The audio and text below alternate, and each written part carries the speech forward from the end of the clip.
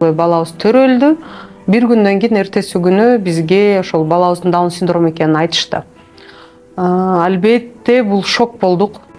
Буга чейин деле болгон эмес, мисалы жолдошуңуздун үй бүлөсүндө же сиздин үй бүлөңүздө мындай синдромдо төрөлгөн балдар? Эми Даун синдромду түшүнүп жетүү мен үчүн бул 2 жылды талап кылды да.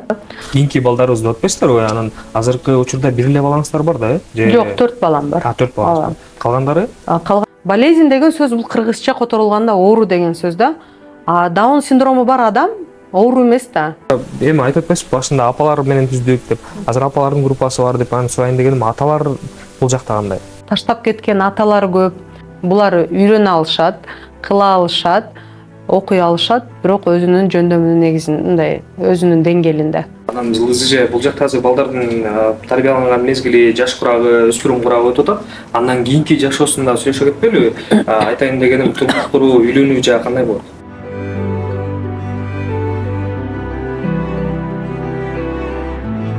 Саламатсыздарбы, урматтуу YouTube каналымдын көрүүчүлөрү, жалпыңыздарга салам айтабыз. Бүгүн да сиздерге кызыктуу жана ошондой эле пайдалуу маекти тартып алып деп турабыз. Бүгүн бизде конокто өзгөчө апа дегенибиздин да жүйөлүү себептери бар. Анткени алдыңкы мүнөттөрдө кенен айтып беребиз. Жылдыз Туратбекова эжебиз конокто. Саламатсызбы? Саламатсызбы. Ден соолуктарыңыз, иштериңиз жакшыбы? Жакшы, бар, Кудайга шүгүр. Жылдыз эже, биз башында өзгөчө апа деп тааныштырдык. Анан өзүңүз токтолуп айтып берсеңиз. Саламатсыздарбы да бир жолу. Менин атым Жылдыз, 35 жаштамын, 4 баланын апасы. Өзгөчө, эмне үчүн өзгөчө, ушул чоң уулум, эң чоң биринчи балабыз Алихан, учурда 11 жашта.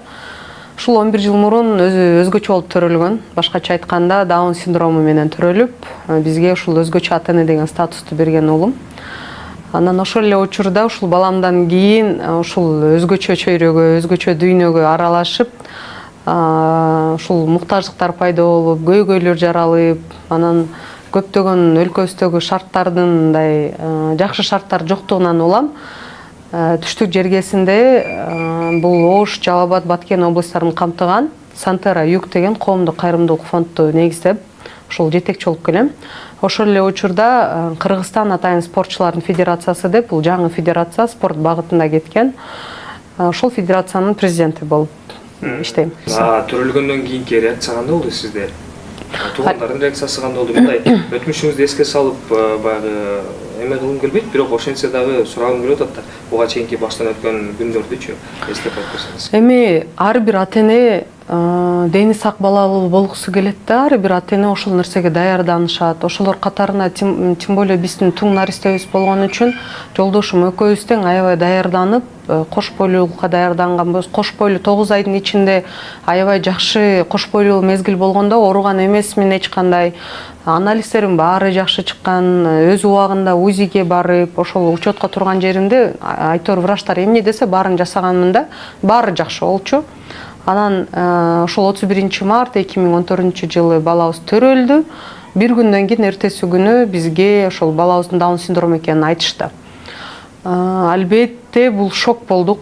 Себеби дегенде мен 24 жашымда эне болупмун. 24 жашыма чейин Даун синдрому деген сөздү укпапмын да.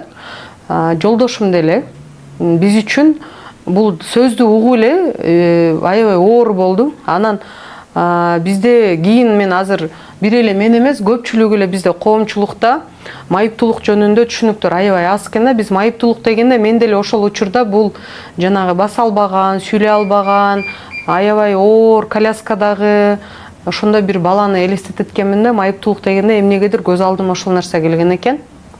Бирок Даун синдрому жөнүндө эч ким да бир ушинтип азыр мен сизге айтып бергенде эч ким маалымат айткан эмес да. Келечекте эмне болот, кандай болот десек деле көбүнчөсү негативный, акылы кем болот, көп жашабайт, булар аз эле жашашат, иммунитети слабый болушат. Анан генетикалык оору, бул даже эми бул аябай каттуу нерсе.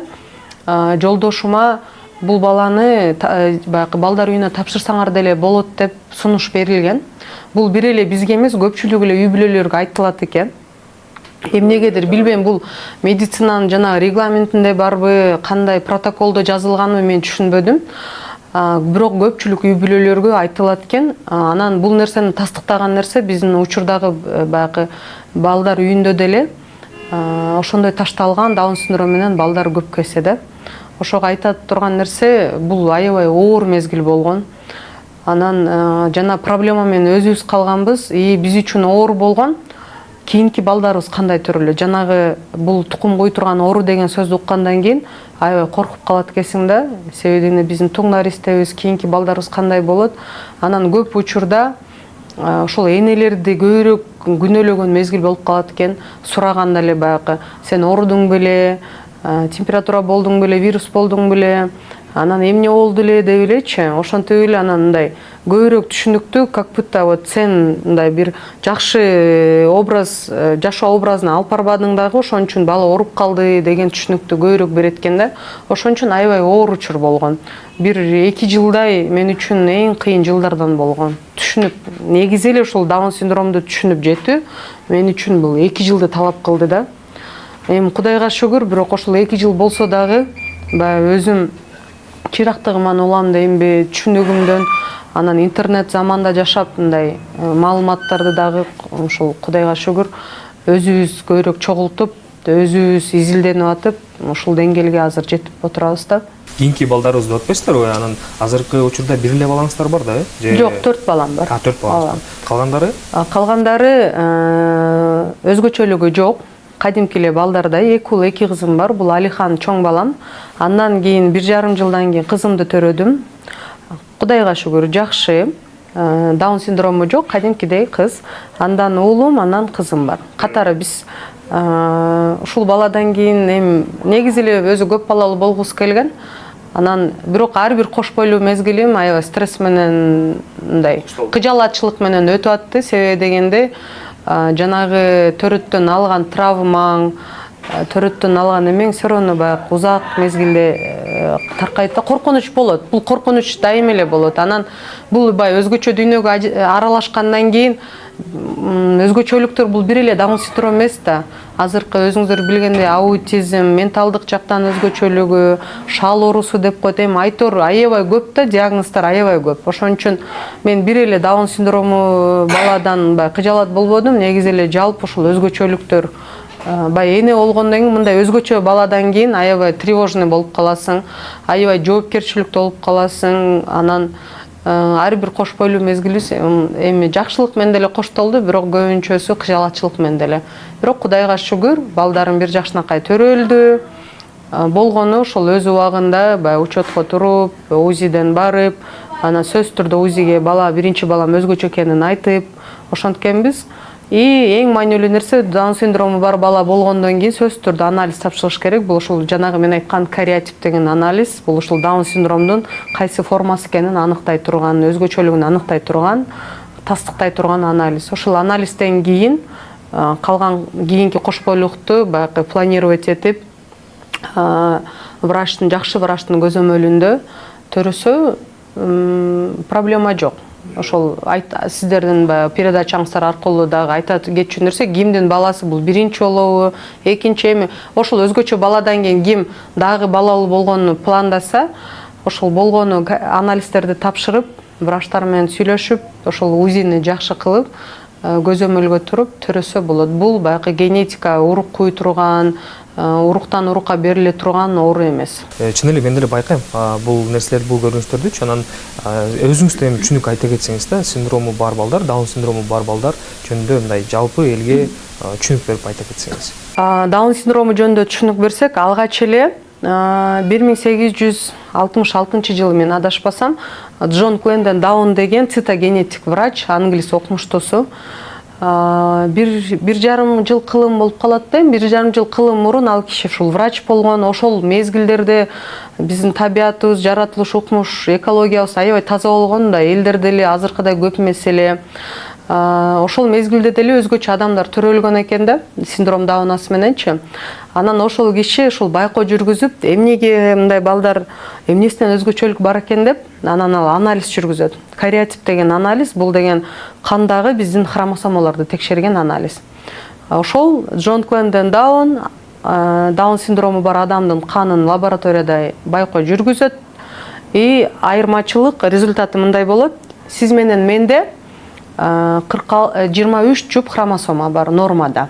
Ар бир адам баласы биздин боюбузга, салмагыбызга жараша биз клеткалардан турабыз дагы. Ар бир клеткабызда бизде 23 жуп хромосома. Бул миллиондогон клеткалардан турабыз да бизчи. Ар бир адам боюна, салмагына жараша болот. Ошол ар бир клеткабызда 23 жуп. Так сан менен айтып келгенде бул 46 штук хромосома. Ошол 23 жуптун 23 апасынан, 23 атасынан тегиз берилет. Эч качан атадан көбүрөөк, анан ападан азыраак болбойт да. Өзү жаратылышы ошондой, адам болсо ошентип жаралат. Анан ошол кишинин результатында Даун синдрому бар адамдарда 47 штук хромосома келип чыгат да. 23 эле жуп, бирок штуктап келгенде 47. Анан суроо жаралышы мүмкүн да, эмнеге 47 деп. Ошол баягы жуп менен биринчи жуп, экинчи жуп, үчүнчү жуп болуп кетет. 21 жупта кошумча бир кичинекей хромосома кошулат да буларгачы. Анан жалпы саны менен келгенде 47 болуп калат. Ошондо эми нарушение дегенде эле сөздү мен айткым келбейт. Ошол өзгөчөлүк 21 жупта болуп калганда, 2 хромосоманын ордуна 3 болуп калып, анан ошол Даун синдрому бар адамдардын хромосомасы 1 хромосомага көп экен деп тиги кишинин байкоосунда ошол чыгат. То есть медицинада ошол ачылыш болот. Нормада бизде 46 болсо, өзгөчө Даун синдрому бар адамдарда 47. Анан ошол киши баягы Менделеев сыяктуу химиялык элементтерди тапкан үчүн анын атына коюлат атпайбы, Менделеевдин химиялык элементтери деп. А Джон Кленден Даун киши ошол ачылышты жасаган үчүн медицинада ал кишинин урматына Даун синдрому деп ошондой атайын баягы официалдуу наам берилет да. Анан азыркы бир аз туура эмес маалымат, болезнь Дауна деп туруп бизде медицина кызматкерлери да көп колдонушат да. Болезнь деген сөз бул кыргызча которулганда оору деген сөз да. А Даун синдрому бар адам оору эмес да. Оору деген сен ооруйсуң, больницага барасың, ал жерде сага бир баягы лечениясын жазып, дарын жазып берет, сен ал дарындан кийин, дарылоодон кийин сен ооруң кайтат да. А Даун синдрому бар адам бул өмүр боюга ошондой өзгөчө болгон адам. Биз жанагы 21 жуптагы кошумча хромосоманы алып сала албайбыз. Медицина мына 150 жыл өтсө деле арадан медицина ал нерсени ойлоп таба элек да. Биз себеден миллиондогон клеткадан турабыз. Ошон үчүн Даун синдрому бар адамдар бул төөлүккө болчу генетикалык өзүнөн өзү болчу өзгөчөлүк. Айтайын дегеним бул азыркы учурда дагы баягы көп маалымат айтылат. Ошо кечеки 2020 жылдан кийин ковид оорусу чыгып кетти. Көп эле баягынтип божомолдошуп эле ковидтен кийин ушундай балдар көп төрөлүп атат. Анан экологиябыз аябай начар, монтип интернетте биз ардемкени окуп адамдар стресс болот деп айта беришет да. Балким ал нерсе деле башка жагына таасир этип аткандыр, бирок именно Даун синдрому бул ошол 1866 жылы биринчи болуп аныкталган да. Ага чейин деле болгон, просто ошол жылы аныкталган. Эми элестетиң, ошол жылдан бери деле, ошол кылымдан бери деле бул адамдар төрөлүп келген, төрөлүп жатат, и мындан кийин деле төрөлө берет. Болгону медицинанын алдын алган жери, эгер мурун кош бойлуу мезгилде баягы УЗИ аркылуу биле алышпаса, азыр эми жетишкен медицинада кош бойлуу мезгилде эле анализдердин жардамы менен, жанагы УЗИнин жардамы менен кандайдыр биртке алдын ала мындай белгилерин билсек болот да. Болгон айырмасы ошол. Айтайын дегеним, мындай адамдар мурун деле төрөлгөн. Мен эле бир жаман тамак жеп, анан орусча айтканда туура эмес бир жашоо образ алып барып, или бир бизде эң ушул ошто дейин эң популярдуу сөз бир кылган күнөөсү үчүн жаза алды деген деп деле айтышат да. Ошол үчүн эмес да. Менин жолдошумдун эч кандай таасири жок бул нерсеге. Мындай өзгөчөлүк бир эле Кыргызстанда эмес, жалпы дүйнө жүзүндө бул жер тандабайт. Бул Кыргызстан болобу, Америка болобу, Корея болобу, дүйнөнүн кайсы бурчу болбосун, дүйнөлүк статистика бар да. Ар бир төрөлгөн 700 бала бул Даун синдрому менен төрөлүп аткан балдар.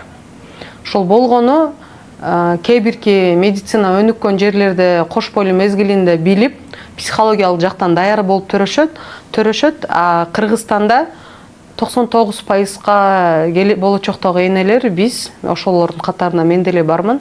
Кош бойлуу мезгилинде эч кандай белгилерин билбейбиз. Төрөлгөндөн кийин ошол Даун синдрому бар баланы төрөгөнүбүздү билебиз, ошол эле айырма. Ошону сурайын деп атам негизи.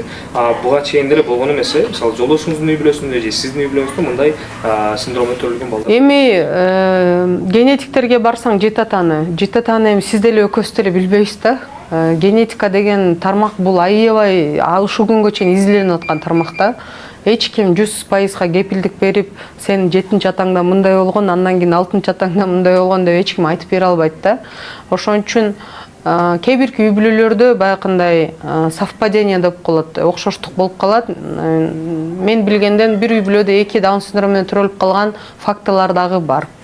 Эгиз балдардын бирөөсү болуп калган, или апа жагынан бир тага журтта болупчу, или ата жагынан болуп, ошондой баягы совпадение деп коет да кыргызчасын, эми азыр туура келип калган болуп калат да. Ошондой мезгилде дагы ушул айта кетчү нерсе, эгер мени тага журтунда болуп калса, мага консультация дейм ар кандай ата энелер келет да, кыздын тагасынын баласы даун синдром болуп калса, бул жакта көбүнчөсү баягы келинди күнөөлөйт деп атпаймынбы? Бунун келин тарапта ушундай оору бар деп туруп, божомолдоп туруп бизде тыянак чыгарып коюшат. Или бала жакта болуп калса, дагы ошентип коюшат да. Айтып атпаймынбы? Бул өзүнөн өзү болуучу генетикалык абал да, бул лотерея сыяктуу да. Лотерея сыяктуу, кимге эмне чыгып калат билбейсиң да. Лотерея билбейбиз да. Лотерея бир эле лотерея ошол эле үй бүлөгө 2-3 жолу чыгып калышы мүмкүн да. Ошол айтып атпаймынбы? Бул болгону эми ошондой туура келип калды да. Ал деген сөз ошолордун уругунда ошондой бала бар дегенди тастыктабайт. Медицина ушунчалык изилдөөнү жүргүзүп атат. Эми өзүңүздөр 1,5 жыл кылымдан бери азыр эко деген нерселерди, пересадка, органдарды бири-бирине алмаштырып, салыштырып, эми ушунчалык медицина бир ордунда турган жок да, аябай өнүгүп атат. Бирок менин практикам учурунда, тажрыйбамда даже ошол эко менен жаралган балада дагы даун синдрому болуп калган да. Ошон үчүн айта турган нерсе, бул болгону ошондой туура келип калган. Уруктан урукка берилбейт. Кыйынчылыктан улам бул фонд түзүлдү деп атасыз. Буга чейин ошондо сиз балаңыз төрөлгөн кезде ушундай бир фонддор жок беле. Андан кийин сиздер түзүп мындай инициатива көтөрдүңүзбү? Менин балам 2014 төрөлгөн. Ал мезгилде мен көргөн эмесмин, Кыргызстанда тапкан эмесмин. Андан кийин бир аз 2015-жыл бекен ошол Бишкек шаарында Сантера KG деп түптөлгөн да. Анан ошол жакка барып, ата энелер менен сүйлөшүп, андан сырткары Instagram бар, ал жактан өзгөчө апаларды табып, ошол мезгилде бизде баягы эл аралык бир чат бар эле, WhatsApp'та группа, бул Казакстан, Кыргызстан, ушул орус тилде сүйлөгөн апалар чогулганбыз да.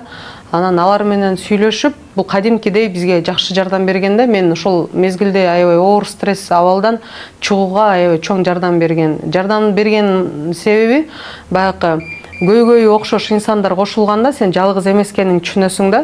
Анан алар менен баарлашып, анан эң маанилүү жери ал жерде менин балам жаңы гана ымыркай болуп төрөлсө, ал жакта уже балдары 2-ге, 3-кө, 4-кө, 5-ке, 10-го чыгып калган чоңураак ата энелер бар эле. Баягы алар өзүнүн басып өткөн жолун, тажрыйбалары менен бөлүшүп атып, биртке болсо дагы аябай жеңил болгон да. Анан ошол Бишкек шаарында бизде ачылып, ал жака мен барып катышып, ата энелер менен аябай тыгыз байланышта болуп, бирок эми ар дайым эле Бишкекке баруу деле мындай оңой эмес, кичинекей бала менен. Анан ошондо мындай өзүмдүн тажрыйбамдан улам мага жардам берген нерсе бул ушул баягы баарлашуу болду да. Ата энелер бири-бири менен тыгыз байланышта болсо, тажрыйбасы менен бөлүшсө, аябай жеңил болот экен да, бул мындай оор жолду басып өткөнгөчү.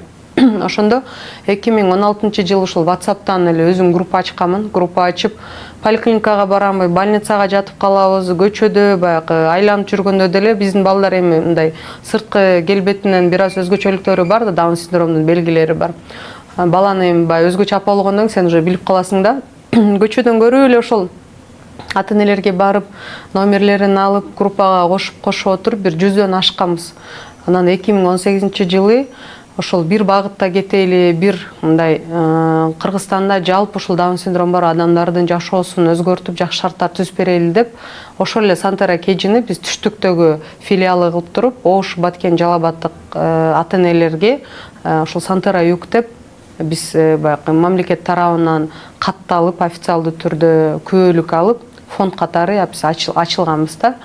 Анан көптөгөн ошол жумуштарды алып бардык. Сиз айткан суроо ушул кыйынчылык эми мен айткан элементарно бул даун синдрому жөнүндө туура маалыматтын жеткиликтүү эместиги. Бул медицина кызматкеринен баштап обычный простой адамдардын арасындагы билим берүү системасындагы түшүнүктүн жоктугу да. Анан Например, биз врачтарда деле көбүндө бул түшүнүк жок, бул оору көрүшөт, дайыма эле дарылаганга аракет кылышат. Анан ата-энелерге дагы ошондой түшүнүктөрдү берет.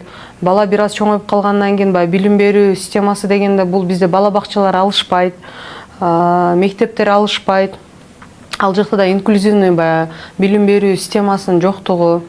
Эми андан кийинки баягы жогорку билимдерди айтпай эле коеюн да.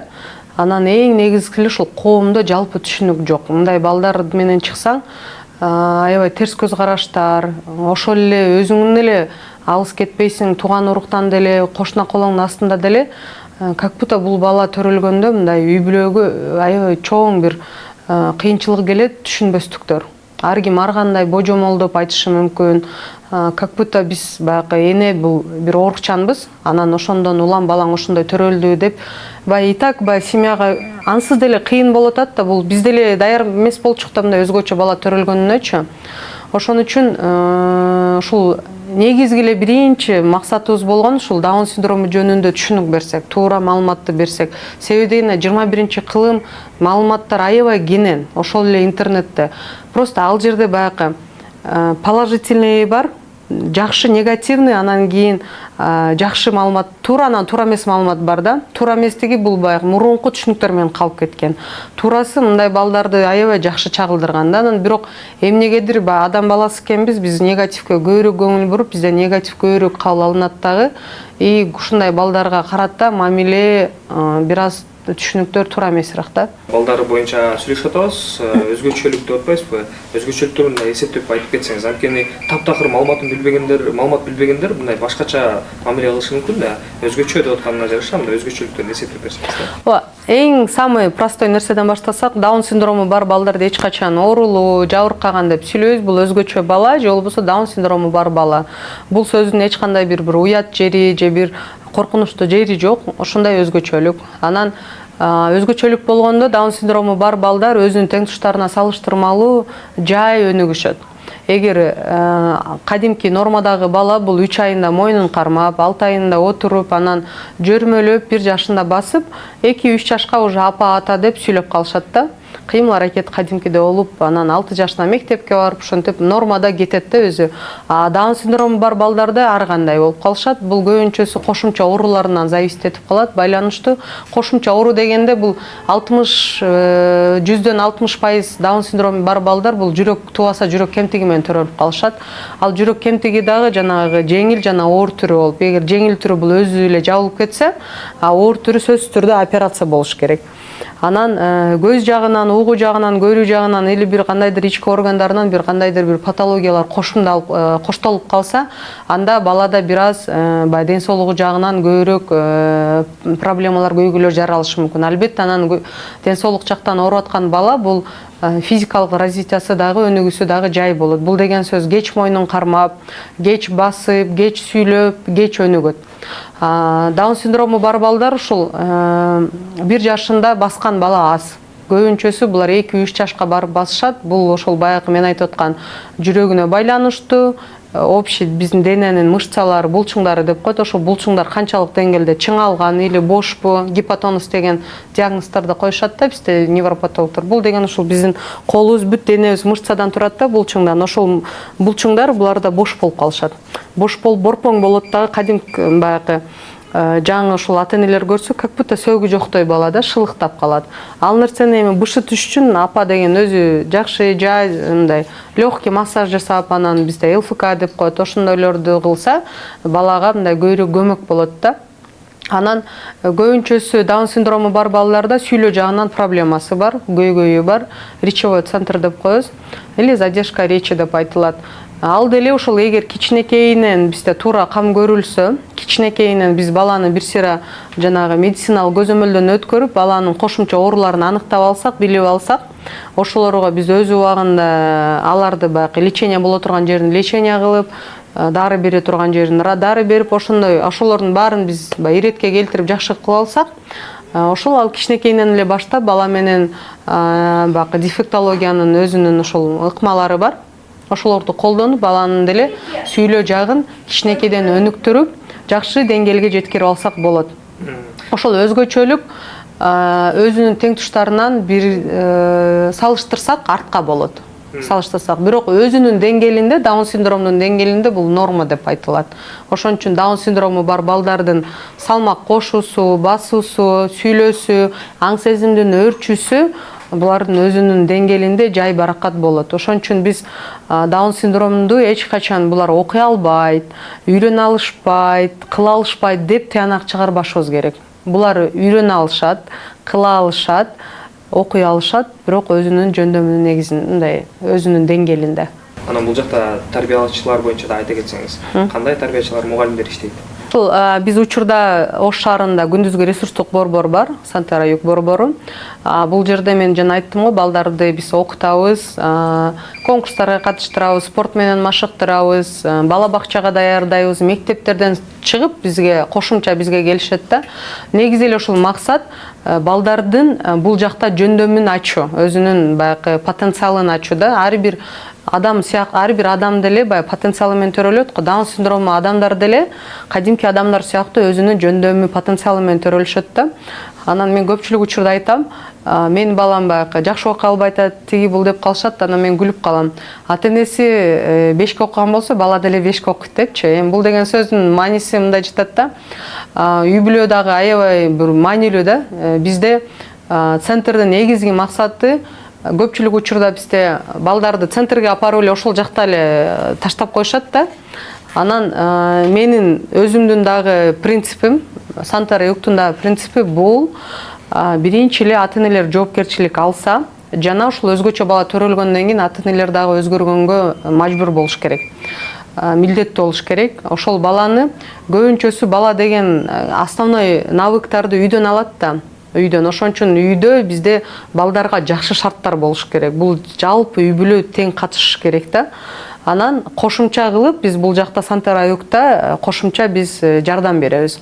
Бирок негизги басымды ушул үйгө. Эгер бизде жеке окутуулар болсо, сөзсүз түрдө ата-эне катышат, келип отурат, көрөт, ошол эле анан үйгө тапшырма беребиз, чтобы үйдө дагы. Себеби дегенде эми бул Сантара Югка 1 саатка келет, 2 саатка келет, 3 саатка келет да, все равно чектелген да убакытча. Бирок основном же бала же өмүр бою өзүнүн өмүрүн жашоосун ата-эне менен өткөрөт да. Ошон үчүн биз көбүнчөсү үй бүлөлөргө басым жасайбыз да.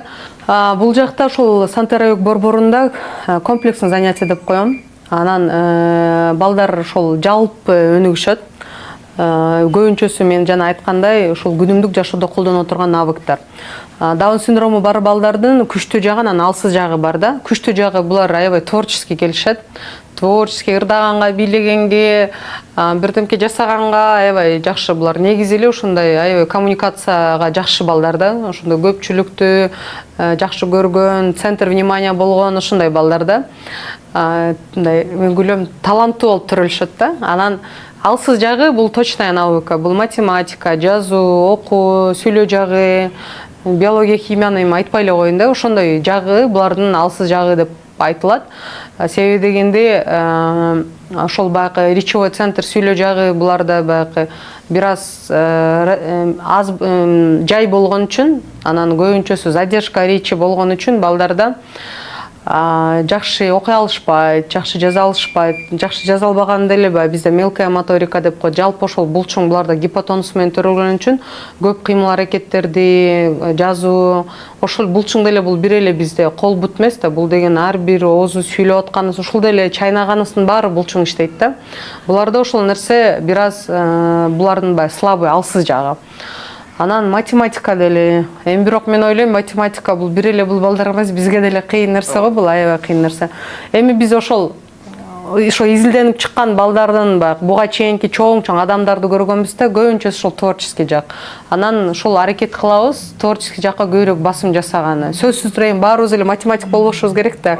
Ошон үчүн балдардын эмне жагы күчтүү болсо, ошол жагын өнүктүргөнгө, анан келечектеги азыр максатыбыз, пока бул ишке аша элек, бул балдарды коомдо иштесе, коомдо өз ордун табып, иштеп, кадимкидей мамлекетибизге салымын кошсо, алар деле налог төлөп, айлык алып бул бир жерде мындай 4 дубалдын ичинде калбаса да. Себеби дегенде азыр мамлекеттик деңгээлде бизде бала бакчалар, мектеп, атайын спецшкола деп коет, каралган.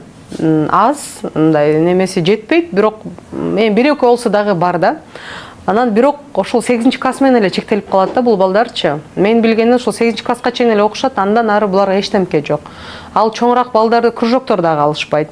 Биз мына спорттун кошконубуздун негизи да себеби дагы ошол балдар чектелбесе жаш курагынан. Булар ар дайым ушул балдардын бир бара турган жери болсо, машыга турган бир өзүнүн кызыккан бир кружогу болсо, жакшы болсо, балдардын потенциалы жакшы ачылып, жөндөмү жакшырса, келечекте ошол балдар мындай ошол өздөрү тандаган багытта иштей алса да. Максатыбыз ошол. Анан эми азыркы учурдагы ушул фонддо тарбияланып жаткан балдардын таланты жөнүндө да токтолуп кетели. Кандай балдар, кандай таланттар бар? Кайсыл мисалы жакынкы күндөрдө иш-чарага барып келдим деп атасыздар. Ошол фестивалды боюнча дагы айта кетсеңиздер. Негизи 2018-жылдан бери эле аябай көп иш-чараларды өзүбүз дагы өткөрдүк. Бул деген мода көргөзмөсү, бул деген сүрөт көргөзмөсү, балдар үчүн, атайын Даун синдрому бар балдар үчүн кино дагы тартылып, анын кинонун көргөзмөсү болгон.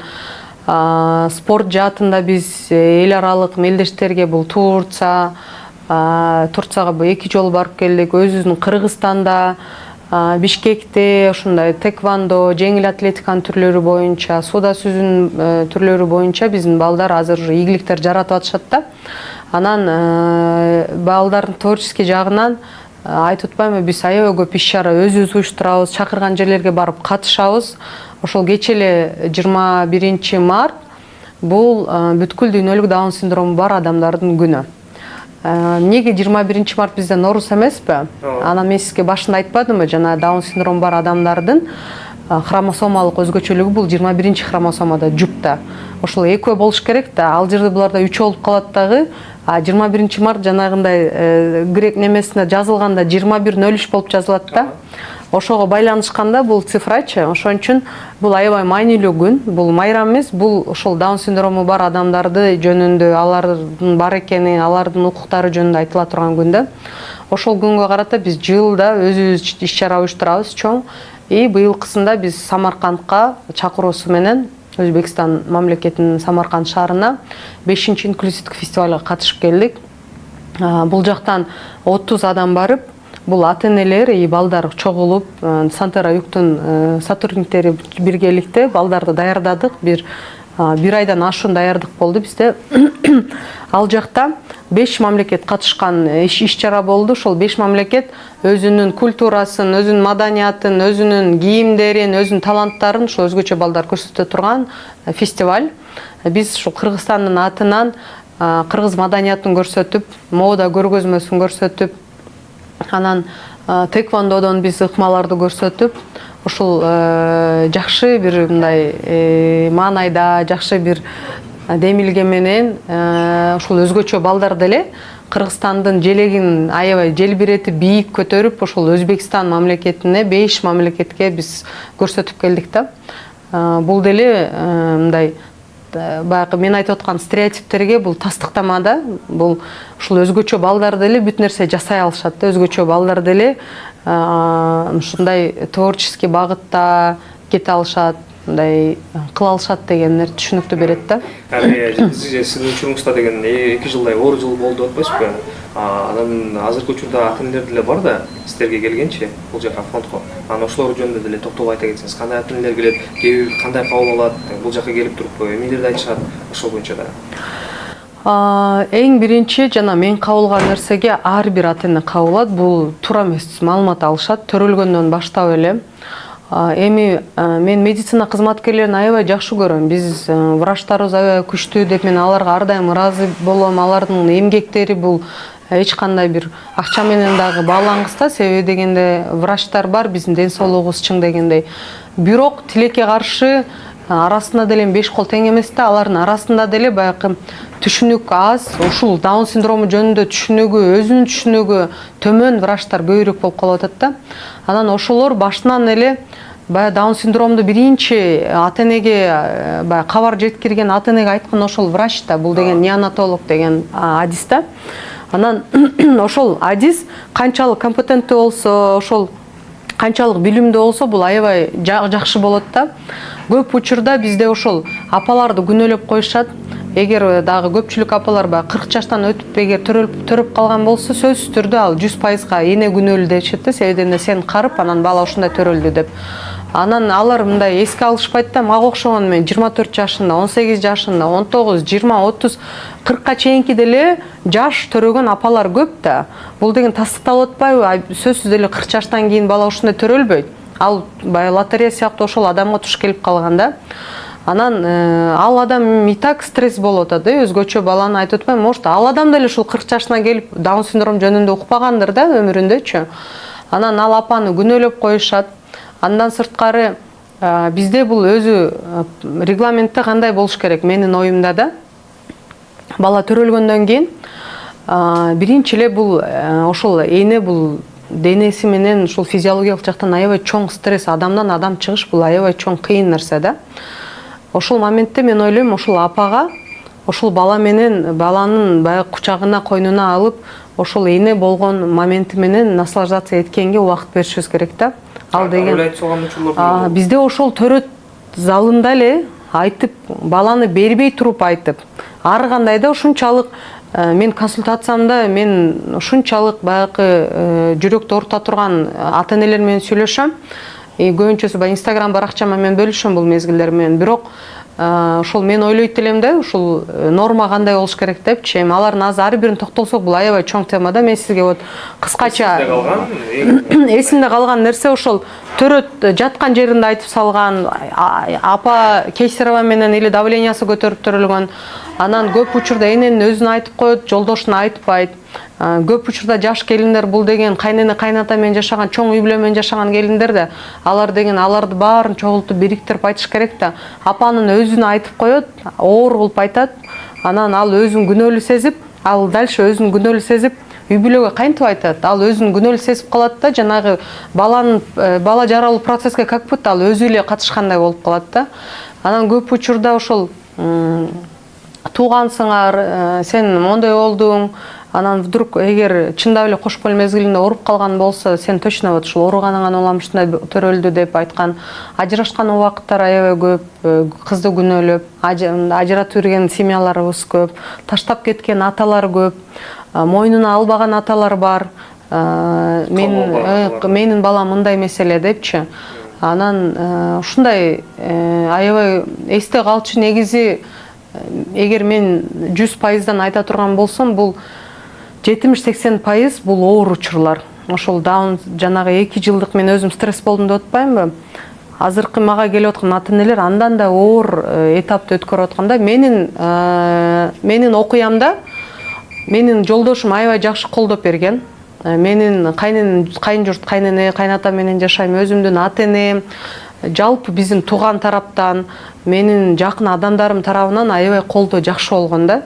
Ошон үчүн дагы мен ойлойм, ушул баягы деңгээлге жетип, өзүмдү ушул 2 жыл болсо да колго алганга мындай мүмкүнчүлүк болду. Ал эми көпчүлүк учурда ошол кайынжурт колдобойт, туугандар колдобойт, өзүнүн ата-энеси деле колдобойт, жакын бул баланын атасы колдобойт. Ошондой үй бүлөлөр көбүрөөк да. Көбүрөөк болгон үчүн алардын баягы менин өткөн 2 жылдыгым булар үчүн аябай оор да. Оор. Анан баякында учурлар болуп калат, катар кыз төрөлүп, ушул 4-кызда даун синдром менен төрөлүп калат. Же болбосо 4 кыздан кийин уул төрөлгөн, ал уул даун синдром болуп төрөлүп калат да. Ошол мезгилде баягы энеге катары эненин адресине баякындай сөздөр айтылат да, бул жакшы неме бала төрөй албайт, уул төрөй албайт, же кыз төрөй албайт деп, ошондой бир жагымсыз моменттер көбүрөөк. Эми жанагы мен айткан норма боюнча айтсам, нормада кандай ошол бала төрөлгөндө биринчи эле айтчу нерсе, врачтардын эч кандай күнөөсү жок. Бул процесске врачтар эч кандай таасирин тийгизе албайт. Бул Алла Таала тарабынан бериле турган до зачатия боло турган нерсе да. Кош бойлуу 9 ай мезгилиндеги таасир эте турган нерселер бул бөлөк. То есть жалпак тилде айтканда бала даун синдрому менен жаралат ужечи. Ал кийин болуп калбайт. 3 айдан кийин же 4 айдан кийин, 5 айдан кийин болуп калбайт. Ошон үчүн бул жерде биз врачтарды күнөөлөштүн эч кандай себеби жок. Немеси жок да. Ошон үчүн биздин врачтарга деле бул өздөрүнүн деле аларга жакшы болот да. Анан 9 айдын ичинде жанагы УЗИ эми биз анчалык деңгээлге жете элекпиз, баары эле билине бербейт. Бул аябай орусча айтканда тонкий момент бүт эле узистер билбейт да. Ошон үчүн узини дале мен кош бойлуу мезгилимде мага узиден билсе болот экен эле айтпады деген дагы бул туура эмес түшүнүк. Жанагы дорогостоящий анализдер бар да, кош бойлуу мезгилинде ушул кариотип деген патологияга тапшырсак болот да, хромосомалык өзгөчөлүктү аныктап бергени.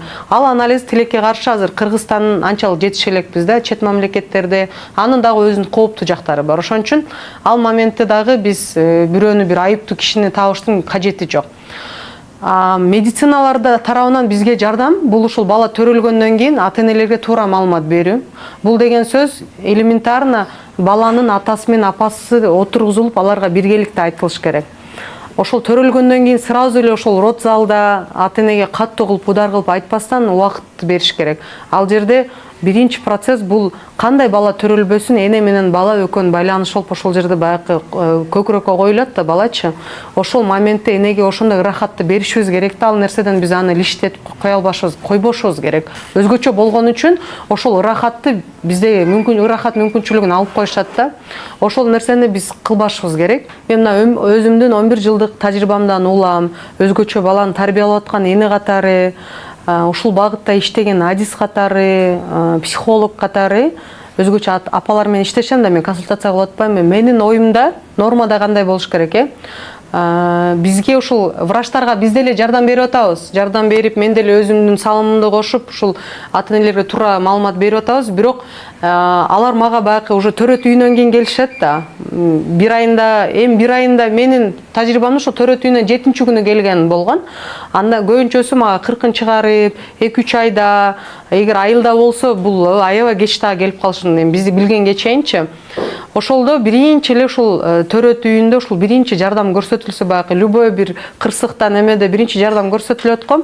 Даун синдрому менен төрөлгөн адам, бала төрөлгөндөн кийинки биринчи жардам бул неонатолог менен ушул биздин төрөт үйүнүн акушер-гинекологдор кыла турган иш. Бул эне кандай төрөт болду, оор болду, жеңил болду. Анан жанагы биринчи момент бул ушул бөбөктү, ымыркайды өзүңдүн кучагыңа алып, энелик моменттен ырахат алган учурда баланы сүт көкүрөккө коюп сүт берген. Ошол нерсени баягы лишать этпесе, орусча айтканда, ошол нерсени жок кылып коюшпаса. Айтайын дегеним, нормада ошол бала төрөлгөндөн кийин кадимки эле процесс болуш керек. Башка адамдарда кандай кылса ошондой, апаларда кандай кылса ошол эле процессти. Андан кийин апанын состояниясын көрүшүбүз керек. Кандай абалда болуп атат апа. Андан кийин үй бүлөлүк абалды көрүшүбүз керек. Жолдошун, кайын журт менен жашаса аларды, ошолор менен сүйлөшүп ошол абалды билгенден кийин алардын баарын отургузуп туруп, ошол балада өзгөчөлүк байкалып атканын айтылыш керек. Даун синдромунун өзгө белгилери болуп атат. Дальше булар бизде невропатологко жөнөтүлөт, андан кийин ушул анализ тапшырылат да. Ошол нерсеге баягы деликатный багыт берилсе да, багыт берилип, анан эң маанилүү айта турган сөз бул болгону сөз да. Бул баланын төрөлүүсүндө эч кимдин күнөөсү жок. Жолдошунун дагы, аялынын дагы, жет атасынын дагы күнөөсү жок да. Ошол нерсе айтыла тура, ушул сөз эле айтылсачы, мындан ары мында жеңил болот да. Анан мен дайым айтам, бизге жөнөткүлө депчи, алардын жумушу көп да, биздин медицина кызматкерлеринин деле талапты. Мен всегда эле ойлоном, алардын мындай нерсе балким убактысы жоктур. Бирок башка нерсени айтып атышпайбы, жаман сөздөрдү. Ошол жаман сөздүн ордуна болгону эле ушул баланын төрөлүүсүндө эч кимдин немеси жок. Любой семьяда төрөлүп калат. Дальше эмне кылыш керек? Мына невропатологко көрсөттүңүз, анализ тапшырдыңыз, анан үй шартында кандай эмнелерди кошумча алар и так эле ошо жөнөтүлөт. Ошону болгону эле мындай жылуу сөз менен, жумшак сөз менен эле айтылса. Көпчүлүк учурда жана эненин өзүнө айтпастан, ал чыгып кетип атканда балаң дауна деп койбостон, болезнь дауна дебестен, ошол туура айтылса эле, дальше бул үй бүлөгө деле мындай өзүнө келишке, ошол шок абалдан чыкканга, стресстен чыкканга кыйла эле жардам болот. Себеби дегенде бала оорулуу, өзгөчө төрөлүү дегенде эле бизде баягы Алла Таалам Кудайдан кийинки эле бизге жардам бере турган адам бул врачтар болуп калышат да. Бул тыгыз байланышып калабыз да. Ошон үчүн врачтын ар бир айткан сөзү, мону кыл дегени биз үчүн ушунчалык чоң орду бар да. Анан эгер ата-эне билимдүү болсо, медицинанын бир кандайдыр бир терминдерин түшүнгөн болсо, ал ата-энеге жеңил болот. Андан сырткары интернеттен окуйт.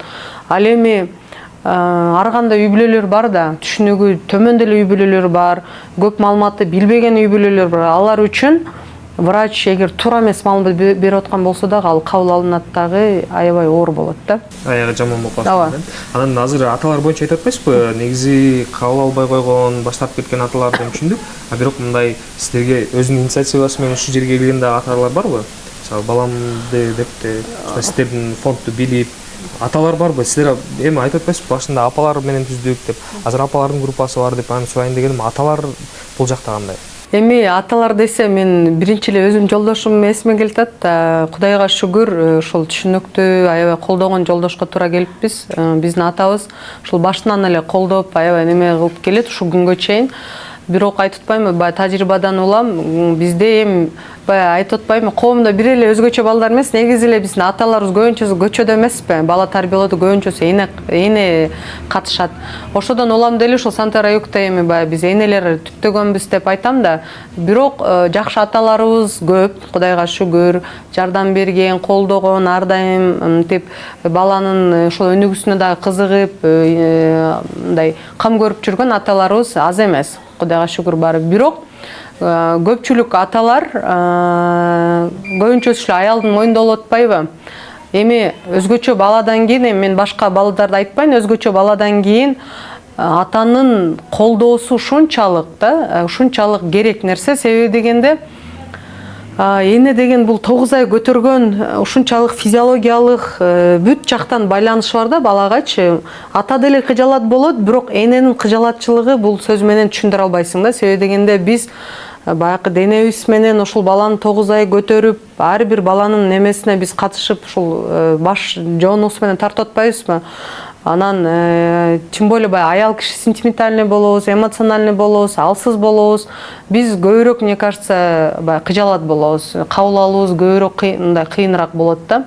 Ошон үчүн анан жанагы коомдун түшүнүгү менен деле аял күнөөлүү, анан баягы эми ата төрөбөй атат да, биз төрөп атпайбызбы? Все равно баягы бул нерсени түшүнүш үчүн эми азыр мага окшоп 11 жыл убакыт кетсе керек. Мен деле эми кандайдыр мезгилде оюң болот эле да, балки мен бир организмде бирдемке бар, ошон үчүн мен жакшы бала төрөй албадым дегенчи. Мен ойлойм ушул көп эле ата-эне апаларда ушул нерсе бар. Ошого бизде кыжалатчылык көбүрөөк, өзүң күнөөлүү сезген момент көбүрөөк. Ошого ошол моментте жаныңда түшүнгөн адам болсо, түшүнгөн жолдошуң болсо, колдогон жолдошуң болсо, бул аябай жакшы.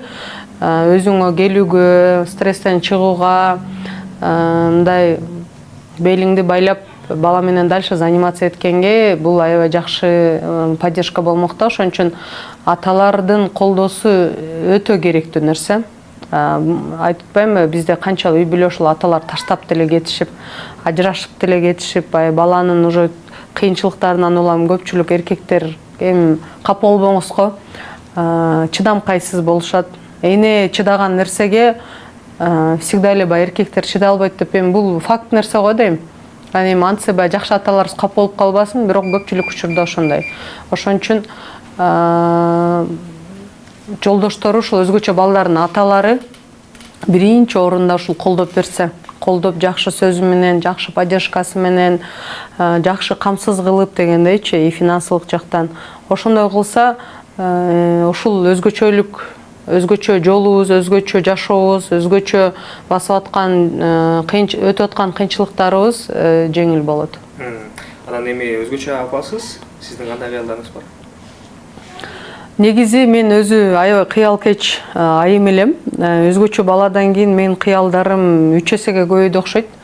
Эгер мурун кадимки эле аялдардай, любой эле аял там үй бүлөлүү, анан балалуу болсун, анан балдарым жакшы болсо деп эле, анан өзүңдүн какой-то бир жеке кыялдарың.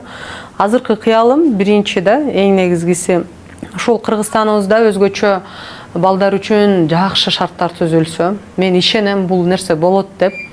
Мен ушул көп чет жактарга чыгып, 35 мамлекеттен келген даун синдрому бар балдарды көрүп, алардын өзгөчөлүктөрүн, ал жактагы түзүлгөн шарттарды көрүп, кыялдандым, жана ниет кылдым. Ошол нерсеге еще аракет кылып атабыз, ошол нерсе болушуна. Кыргызстанда өзгөчө балдар үчүн жакшы шарттар. бул ошол айтып аткан медицина тармагынан баштап билим берүү, андан кийин ушул жалпы эле ушул коомубузда бул балдар өзүн аябай эркин сезип, коопсуз сезсе, өзүнүн жаккан бир нерсе менен машыкса, алек болсо, жөндөмү болсо, иштесе, коомдун толук кандуу мүчөсү болсо деген кыялдарым. Анан жеке кыялдарым албетте мен ушул өзгөчө балам, мен айтып аткан ушул өзүнүн коомдо ордун тапса, бактылуу болсо. Булар и так эле бактылуу. Булар биздей проблемасы жок, байышым керек, үй салышым керек, той кылышым керек, анан дагы мындай болушум керек депчи. Булар Алла Таалам ушундай баягы ыраазы кылып, ушундай бир башкача кылып жараткан. Булар ушул жашоону ушунчалык жакшы көрүшөт, жашоону кандай болсо ошондой кабыл алып жакшы көрөт. Сиз экөөбүздү кандай болсо ошондой кабыл алышат да, биз постоянно бир мындай негативке ойлоп таба калабыз, постоянно бизге бирдемке жетишпейт да. А бул балдар бизге деле ушул жөн берилбесе керек, мындай ушул биз көрбөй аткан нерселерди көрсөткөнү, биз барктай аткан, баалабай аткан нерселерди барктатып баалатыш үчүн, ушул жашоого биртике болсо дагы ушулардын көзү менен караш үчүн берилген го дейм. Кудайга шүгүр, ушул 11 жылдан бери ушул балам аркылуу мен деле ушул көптөгөн байкабаган нерселерди байкап, баалап, анан ушул жашоо сонун башкача болуп, өзгөчө жашоо сонун болуп келип атат. Ошол кыялдарым көбүн эле ушул бала ишке ашырып атат. 11 жыл мурун ушул балаң аркылуу сен дүйнө кыдырасың, жер кыдырасың, монтип башка дүйнөнү көрөсүң десе, ишенбесем керек эле. Мен үчүн ал мезгилде жашоом токтоп калган мезгил болчу да, сезилген болчу, жашоом токтоп калгандай. Бир жашоомо чоң крест, бир чоң бир көйгөй, ушунчалык өзүмдү бактсыз сезсем керек эле. Азыр эми мына 11 жылдан кийин мен ишенип айта алам, ооба өзгөчө бала менен дагы бактылуу болуп, кыялданып, өзүңдүн оюңдагыдай сонун өзгөчө жашасаң болот экен. Анын бул жакта деген ата энелерде дагы баягы төрөлгөндө эле каяка кайрылышын билбей калган учурлар да болот да. Сиздерге кантип кайрылса болот, кантип байланыштуу болот? Жакшы суроо. Эгер бала Бишкекте болгон болсо, чүй ушул Бишкек тарапка жакын болсо, биздин santera.kg деген Instagram баракчаларыбыз бар. Ошол жакка жазсаңыздар, ошол дароо эле жооп беришет. Ал эми Ош, Баткен, Жалал Абад болгон болсо, биздин Santera Юг деп бул англисче жазылган. Или же Ош шаарында Аскар Шакиров көчөсү 10-үйдө биз прям жолдун эле боюнда жайгашканбыз. Ресурстук борборго келсе болот. Анан менин номерим деле 0707 012 112 номерине байланышса болот. И Балыкчы шаарында болгон болсо, ошол Север деп коебуз, Ысык көл тарап. Ал жакта ошол Santera Север деген биздин дагы Instagram баракчалар баары оңой эле табылат. Азыр анда мындай кылалы, сиздердин Instagram баракчаңыздарды биз экранга коюп кетели, байланыш номеруңуздарды, анан кийин описанияга дагы ссылкаларды калтырып кетебиз, шилтемелерди ошол жактан дагы байланышса болот. Ооба. Ошол биздин Instagram баракчаларга менин номериме байланышса болот. Биздин ошол Ош шаарында жайгашкан Аскар Шакиров 10Б көчөсүндө жайгашкан биздин ресурстук борборго же болсо Бишкек шаарында Куренкеева 148 адреси боюнча santera.kg дагы барып, эми алдын ала чалып коюшса жакшы болот, ошентип кайрылса болот. Биз онлайн, офлайн дагы консультацияларды кылабыз. Биздин еще баягы ата энелерди колдоо үчүн ачылган WhatsApp группаларыбыз бар, ал жактарга дагы коштурулат. Ошондой жардамдарды бизден алса болот. Анан Жылдыз эже, бул жакта азыр балдардын тарбияланган мезгили жаш курагы, өспүрүм курагы өтүп атат. Андан кийинки жашоосунда сүйлөшө кетпелүбү? Айтайын дегеним, турмуш куруу, үйлөнүү жагы кандай болот? Кийинки жашоосу боюнча бул бир ачык факт. Жагымдуу, жагымсызбы билбейм, эми көбүнө бул оор тиет. Бирок мен аны кабыл алган үчүн мен аны айтышым керек. Өзгөчө балдар ар дайым бир адамдын кароосуна муктаж. Бул Даун синдрому болобу, аутизм болобу, кандайдыр бир менталдык жактан өзгөчөлүгү бар балдар баягы самостоятельный өзү жашап кетет. Биз сиз менен 18 жаштан кийин биз уже балага жашка жеткенбиз, өзүбүз жашап, жашоону эптеп кетебиз. Мындай балдар дайым өмүрүнүн акырына чейин сөзсүз бир адамдын кароосуна муктаж болушат. Бирок ошол эле учурда эгер жакшы биз өнүктүрсөк, жакшы окута алсак, жакшы биз үйрөтө алсак, кадимки эле адамдардай баягы иштеп, бир кесипти өздөштүрүп, турмуш куруп, ошондой жашагандар бар. Мен ал өз көзүм менен көрүп, эми чет мамлекетте көбүрөөк да. Анан балалуу болгондор да көргөнмүн. Бирок эми баягы айтып атпаймынбы, ар кимдин өнүккөнүнө байланыштуу болуп калат да. Кыргызстанда бир үй бүлөнү билем, ушул Даун синдрому бар бала мен менен тең, ал 35 жашта үйлөнгөн бала. Бирок ал деле ушул бир туугандары менен жашайт. Анан жубайы бар, бул деген сөз. Анан эми ар кимдики ар кандай да. Ошого менин оюм, биз эми баягы рамкада жашайбыз го, сөзсүз түрдө үйлөнүшүбүз керек, анан сөзсүз түрдө турмушка чыгышыбыз керек, анан бала болушубуз керек деп эми бизге ошондой да. Эми жашоодо ар кандай мондой ситуациялар болуп атпайбы? Сөзсүз түрдө турмуш куруп, үйлөнүш бул сөзсүз түрдө эмес да. Эми азыр ушундай жакшы заманда жашап атабыз, эркин, ар ким өзүнүн оюндагысын калаганын кылат. Менин как жеке апа катары, эгер менин балам келечекте эгер вдруг үйлөнбөсө деле, мен ойлойм бул мен үчүн проблема болбойт. Менин эң негизги каалай турган нерсем балам ошол өзүн өзү тейлей алса, өзүнүн муктаждыктарын өзү аткара алса, бир кесипти өздөштүрө алса, анан ар дайым менин балам барып, мындай өзүнүн убактысын өткөрө турган жерлер болсо, баягы 4 убалда калып калбаса да, ошол мындай өзүн эптей ала турган бала болсо деп, албетте, конечно, баягы кыялдарга деле балам үйлөнсө экен, бала болсо экен дейбиз, бирок биз унутпашыбыз керек да, Даун синдрому бул түпөлүккө кала турган өзгөчөлүк да, менталдык жактан өзгөчөлүк. Анан бул баягы не всегда да, Даун синдрому бар бала сөзсүз бир үйлөнгөн деген нерсе, бул бир адамга дагы жоопкерчилик алган да. Ал деген алар окат кылып кетиш керек, алар деген бала болуш керек, ошондой да. Ошон үчүн бул момент аябай мындай сразу мынтип айта турган өтө тонкий момент да. Ар кимдики ар кандай. Ар кимдин каалоосу ар кандай. Жылдыз фонд деген ошол апалар тарабынан түзүлдү. Анан каржылоосу кандай болот? Ошол жагында айта кетпешпи? Биз учурда өзүбүз каржылаганбыз, каржылап турабыз. Анан ресурстук борборду дагы ата-энелер өзүбүздүн каржылообуздун негизинде ачканбыз. Эми албетте биз аябай баягы кичпейил, меймандос, ушундай боорукер ага, эжелерибиз бар экен. Мезгил менен жардам берип турушат. Кандайдыр бир муктаждыктар болсо, биз Instagram баракчаларда кайрылуу жасайбыз, кайрылабыз адресинечи. Ошондойдо биз колдоолорду алабыз. Бирок бул баягы ресурстук борборду иштетиш үчүн дайым финансы керек да. Например, бул жакта иштеген сотрудниктердин, ишчилердин, мугалимдердин айлыктары, биздин тренерлердин айлыктары, бул жерде имарат эле негизи ижарада турабыз да. Ижарада турабыз. Анан ошого көп эле учурда биз финансылык колдоого аябай муктажбыз.